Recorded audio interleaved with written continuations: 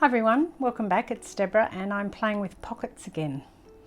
So what I'm doing this time again is I'm going to make a few, or as many as I can in the session, and I've gotten out some 8x8 papers. Now I've seen a lot of people doing like flip pockets on YouTube, and I wanted to do some, but I also wanted to utilize 8x8 papers and not have too much waste. So with this one, it's basically a ½ inch that you need to trim off, and the rest of the paper gets used. And I will show you how much that is.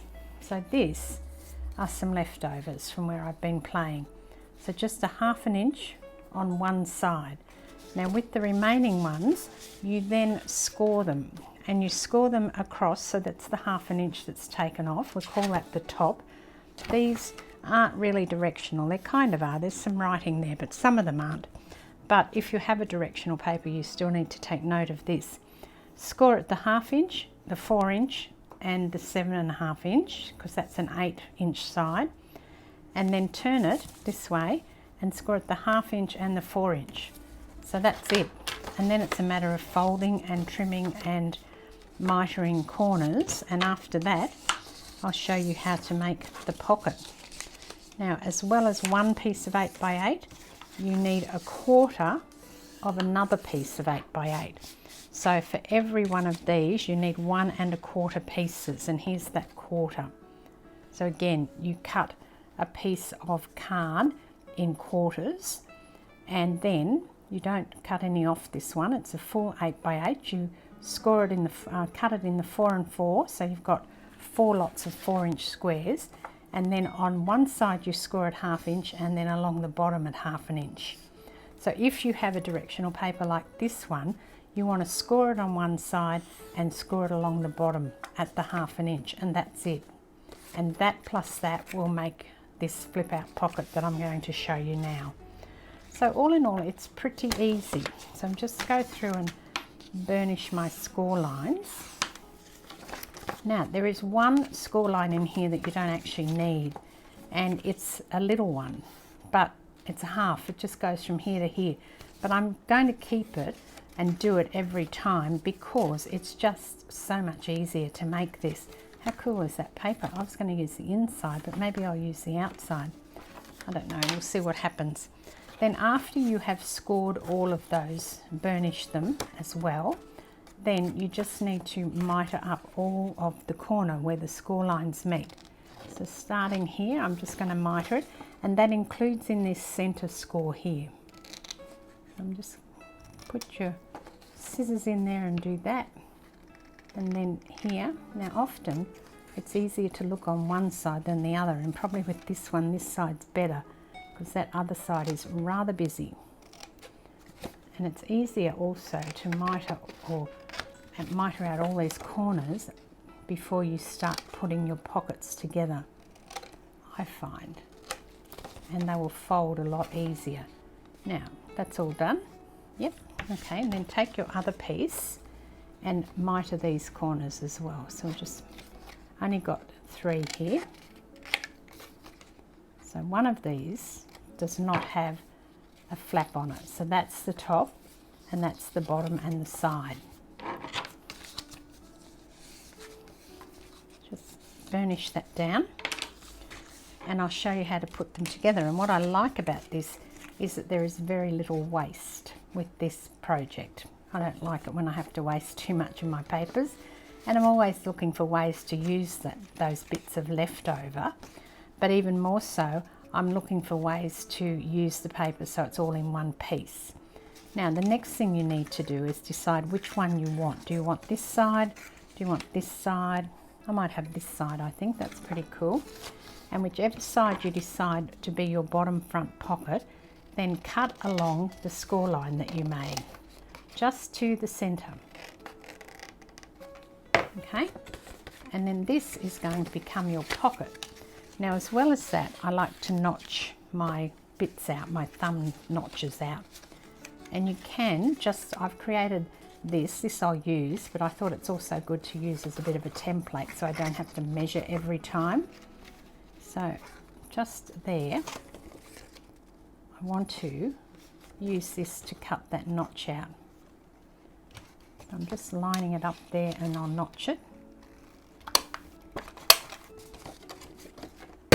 And also on this one, you need to make sure it's up the right way. You've got the correct side. Might turn it the other way actually, because that's quite busy. Some of these papers are very dark and it's hard to pick up the differences and see them properly. That's the problem with some of them. It's not a problem, it just is what it is. All right, and then this one, I will now glue it down. So I'll go around to the bottom and put this down. Now you can see I've got a little bit of white there, but I'll take care of that in a moment with a bit of ink. And I want that there, like that. All right, so I need to get my glue. Put some glue down just on 2 of them because you're going to be folding it over. So you don't need it on all 4. And then fold that over like that.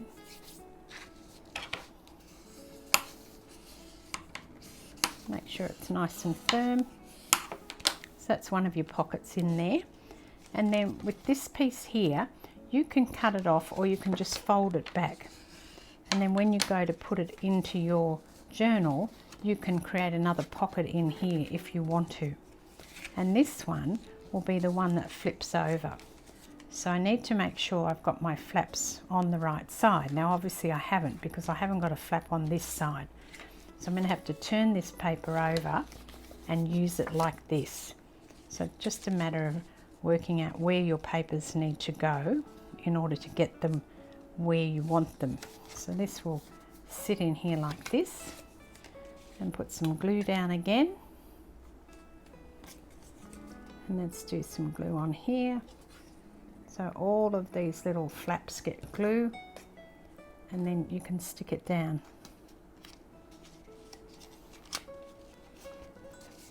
Get it in the right spot.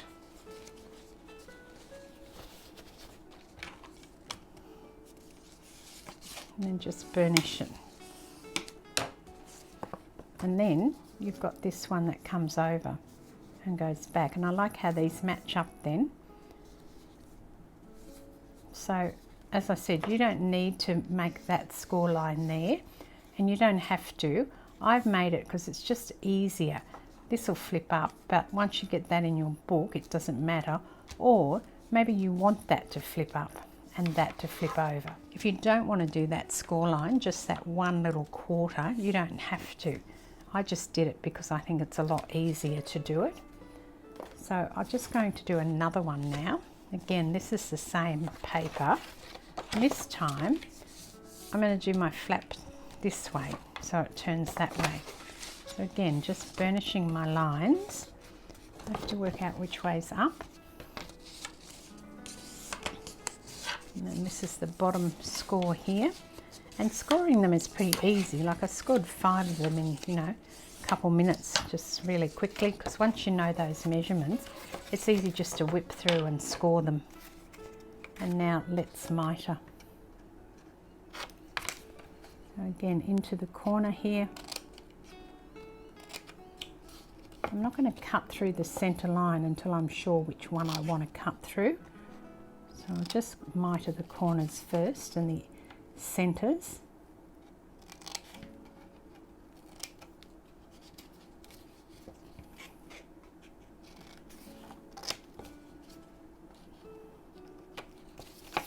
And here.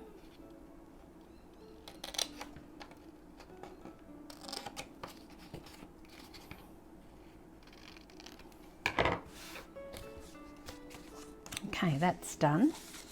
And now I'm just going to work out, I want my flip to come here. So this is the one I'm going to cut through. That's why I didn't do it until I decided which one I wanted. So you can make it flip to the right or the left, just by working that out before you make that cut. Now again with my template to do my notch.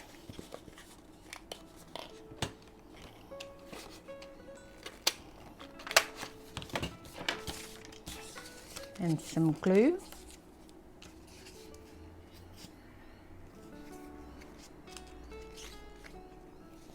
just on 2 of them, and over it goes. That one in.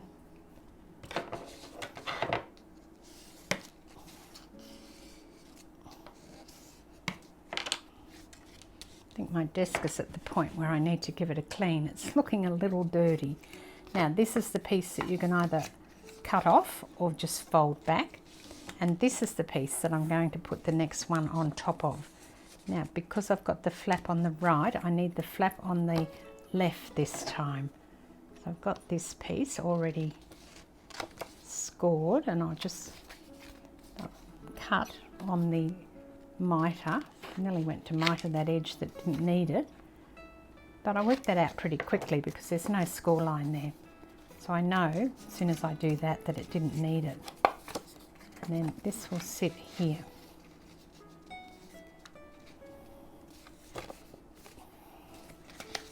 Now what I've done is a bit silly because I've actually mitered this edge, and you don't need to because there's no score line. So what that means is I've got a little bit of showing down here, but I'll pop a bit of washi or something over it and it'll go away.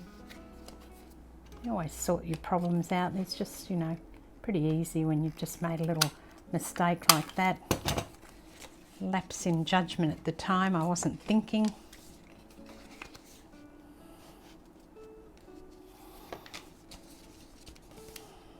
And then I just have to find something to go in the pockets.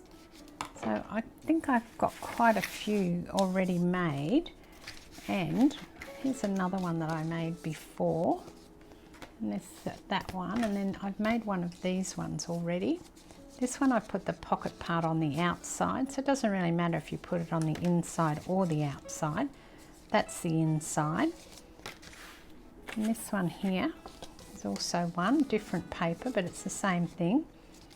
This is a piece of 12 by 12 paper that I've cut down, but you can use that if you want to. I'm just using the 8 by 8 because I've got, as you can see, quite a few of the paper pads in the 8 by 8, and I was looking for things to do with them where I could maximize the usage of them, because often I end up cutting them down to 6 by 6, which is a bit silly when they're an 8 by 8 paper. I may as well use what I can of the full 8 by 8. And you get a decent pocket size this way as well, I think. Some of the other things you don't get the biggest pocket in the world, but this one, I think the pocket's quite a good size when using an 8 by 8 paper. And of course you can use whatever paper you've got. You don't have to use an 8 by 8. I'm just thinking that if you're like me and you have a lot of 8 by 8 papers, you're probably looking for things to do with them, which is why I thought I would do this flip pocket with them.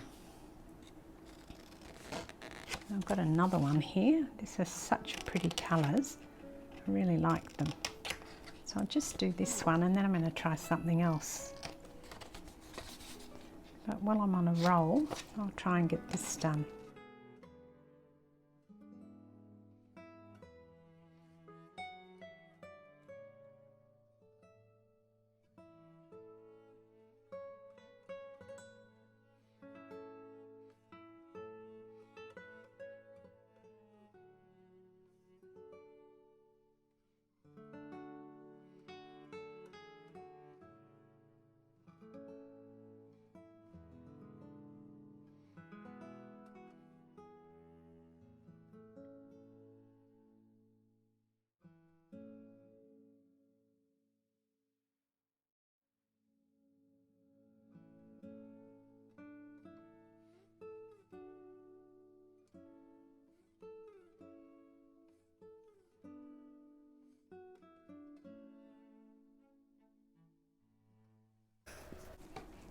And here's this one done. So you've got your thing there, and then you've got your pocket there. Okay, so I've got a few of those now.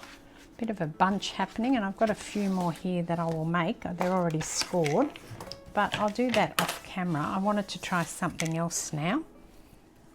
So the second thing I'm going to do is for Roxy's weekly challenge, where she's done side pockets.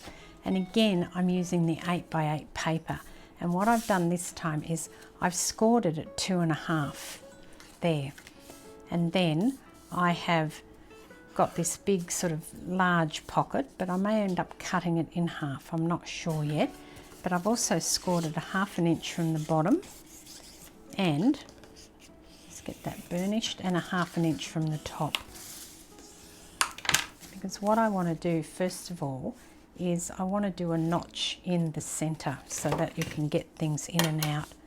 So because this is now 7 inches, it will be at the 3.5 inches, my notch. And that's right on that line there. This will be a side pocket because that's what the challenge is all about. And I don't know what paper Roxy used. I was watching her, I think, last week. But anyway, I'm going to use these 8x8s. And then what I want to do is the same thing. I want to create a mitre there. And then where that's folded, I'm going to create the mitre in here as well, like that. And then on the other side, same thing. And then here.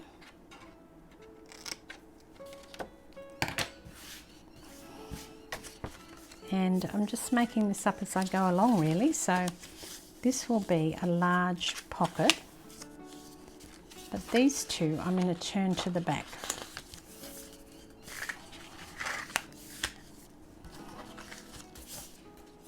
Because I only need the two at the front to create that pocket. So if I turn those two to the back, that can be stuck down on a page and do another side pocket or something else with that. I'm not gluing those other pieces down at the moment. I'll just glue this one again. So that is pretty simple to create that. You've got this massive pocket in here now. Now with this one, I think I'm going to cut it in half. So again, I've scored it at the 1 inch on either side. And then I've scored it up at the 2.5 inch. I'm just trying to find where it is, but here it is. Okay, so that's the 2.5 inch. And I'm going to mitre again these corners where the scoring is, on top and bottom.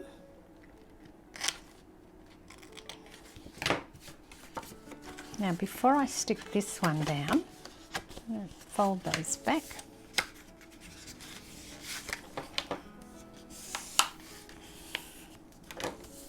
I'm wondering if I cut it in half, which I could do very easily.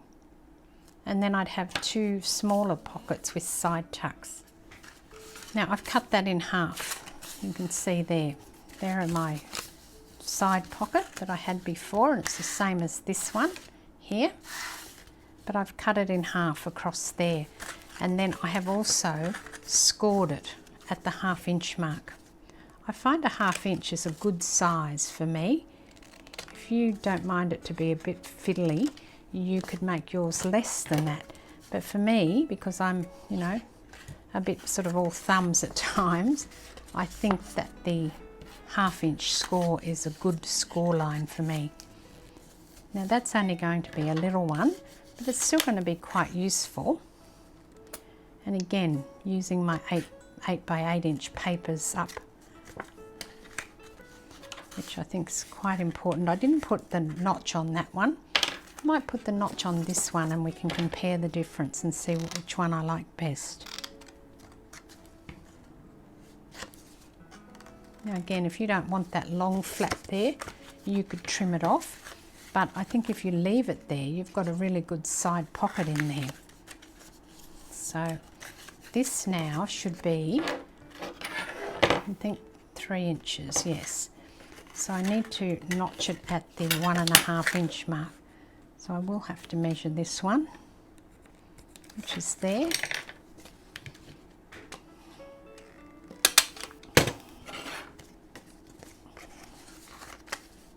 Yep, that's where it'll go. And then put that down and just make sure that's well stuck. So I don't know. I like them both actually. They're different. One's got a notch, one hasn't, but they still look fine, and this is the larger one. that's fine if you've got like a mini book, a little booklet of papers or something you want to put in it. But I think that these are quite cute to have them in that length. And I don't mind that it's this long, but if you didn't like that, you could get rid of that. But I do like that you've got another pocket here, and all you'd have to do to that would be to put a little piece of hinge down there, or not. You could just stick that down. You've still got a really long pocket to stick something in. They're my pockets for today. I know I'm doing a lot of sort of pockety things, but I'm having fun using my 8x8 papers and making pockets, and also using the 12x12s, and I hope you're enjoying it too. So until next time, this is Deborah. Thanks for watching. Cheers.